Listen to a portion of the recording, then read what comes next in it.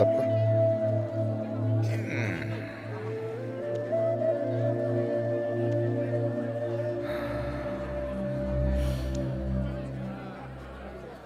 ఎంత కంగారు పడిపోయారా జనం పాపం. 15 నిమిషాలు మొత్తం అల్లకల్లోలమైపోయింది. ఏదైనా భలే వెళ్ళారా, భలే కాపాడారు. అలా ఉండాలి. అది ఉంటే చాలరా, ఆ తర్వాత ఏదైనా. అదిగో చూడు, అందులో పిరికోడున్నాడు, ధైర్యవంతుడున్నాడు, డబ్బున్నోడున్నాడు, డాక్టర్ ఉన్నాడు, పియూనున్నాడు.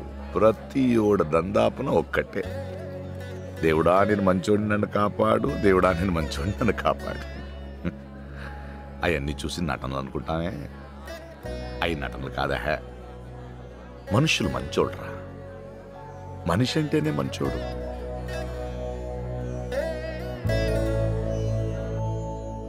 ఏమి ఇచ్చానో నేను మీకు? ఆస్తులు ఇచ్చానా, ఏదైనా ఇచ్చానా? రెక్కలు ఇచ్చాను, పోరాడండ్రా అని. ఒక సామాన్యుడిగా ఏమి ఇవ్వగలంరా మనం ఈ సమాజానికి? ప్రేమతో కూడిన ఒక మంచి కుటుంబం తప్ప దానికి మించింది ఏదైనా ఉందేంట్రా?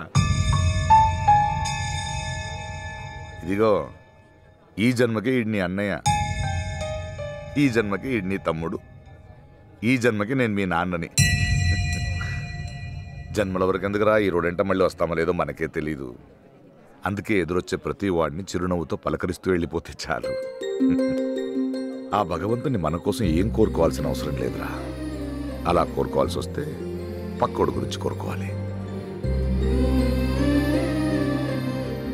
భగవంతుడా, నిజాయితీగా బ్రతికే ఏ ఒక్కడిని చిరునవ్వు నుంచి దూరం చేయకు తండ్రి, చిరునవ్వు నుంచి దూరం చేయకు.